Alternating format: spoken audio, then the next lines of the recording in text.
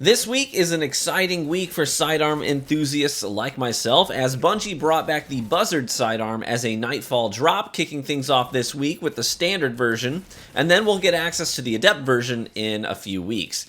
And I think that gun is an absolute banger, and the perk pool is looking spicy as heck for PvP. It'll be a great alternative to the Durang, as it's the same family of sidearm, that adaptive, semi-automatic, praised for their superiority in dueling, and it does have rangefinder as well for that extra 1.5 meters of range. All of that is awesome. But it's also a painful reminder that Bungie is too afraid to bring back a weapon in this family that really stood out, and that is the 18 Kelvins. If this thing dropped today, it would instantly skyrocket to the top of the meta, and I'll tell you why in this video. I've been hoping and praying that we'd get this baby back someday, as it's such a unique weapon with the silencer and the hollow sight. You know, it came out in the Warmind DLC in year 1, easily the best season in the first year of Destiny 2 by a landslide, and it was obtainable by running Mars activities and farming those sleeper nodes. We've come a long way since then, and so has PvP and the sandbox and the landscape, and so many things have changed. But there are a couple things about the 18 Kelvins that would probably blow people's minds if it was brought forward today. First off, Bungie has been too scared to put kill clip on an adaptive sidearm since then. I mean, think about it. Allied demand? Nah, you got multi-kill clip, but no kill clip. What about keening? I mean, it's a great sidearm, but, no hollow sight, and it's only got multi-kill clip, not kill clip. It's basically just a stripped down 18 Kelvins. What about Drang? I mean, they'll give it Swashbuckler and Rampage, but no kill clip. And there's a reason for that.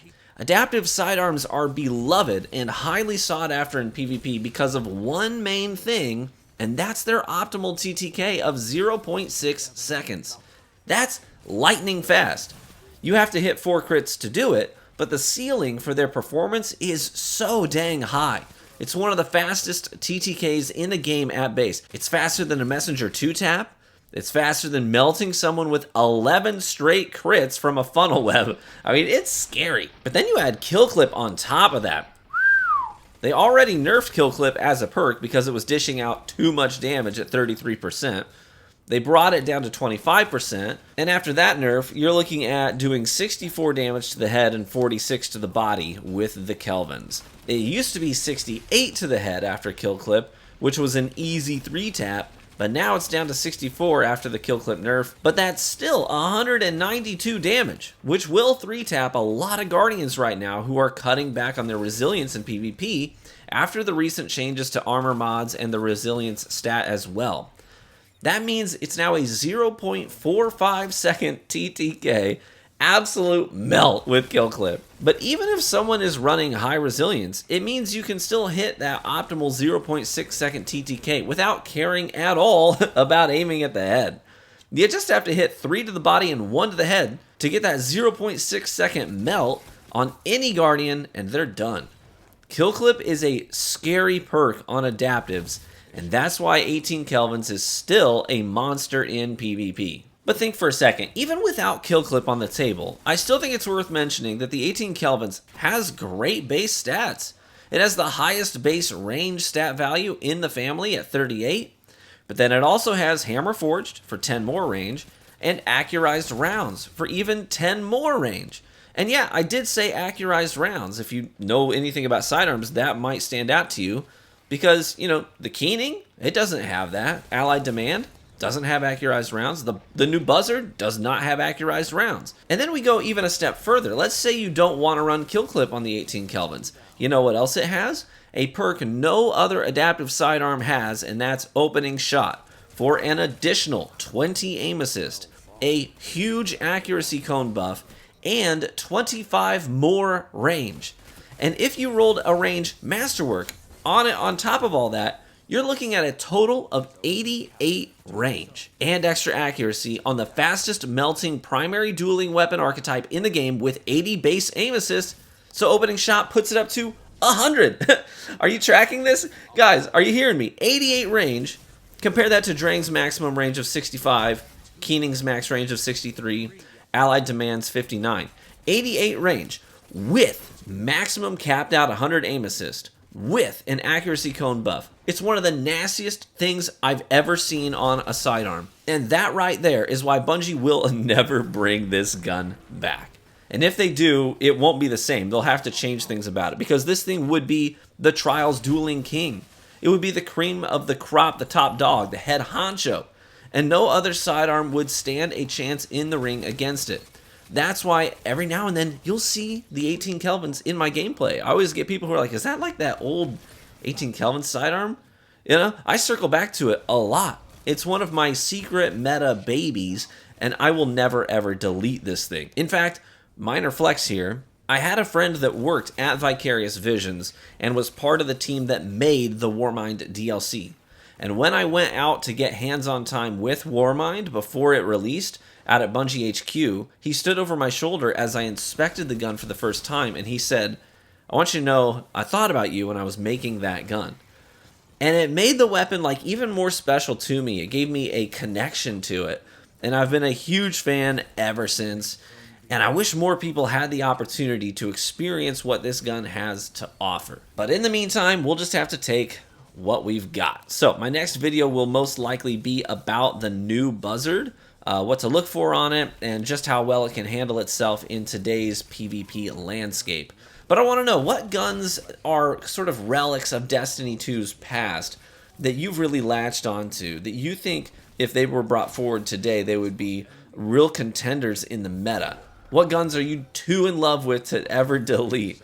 Let me know in the comments section. It's always fun hearing what guns have really stood out to people over the course of all these several years that we've been in this Destiny 2 adventure.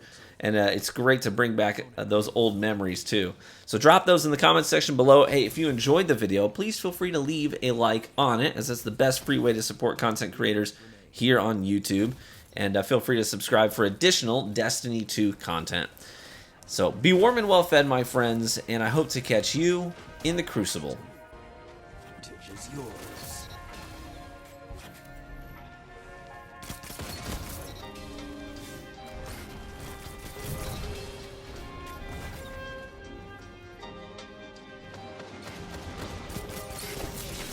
Two down. 3 opponents down, like a reaper.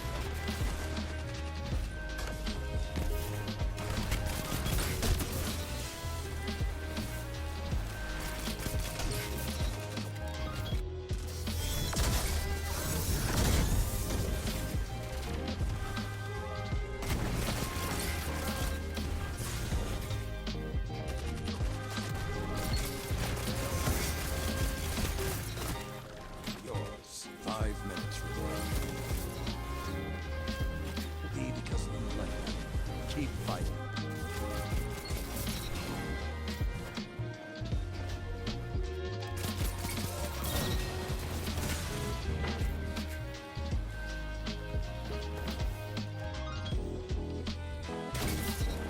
Opponent claimed Zone A. Zone C captured.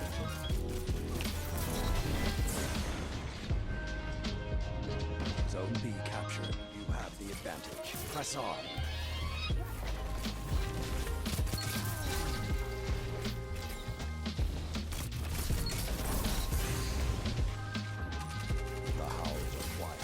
Return to the fight.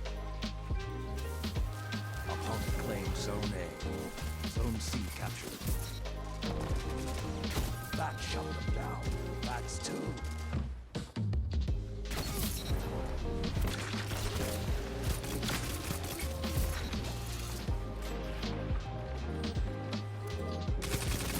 Let the city look to this.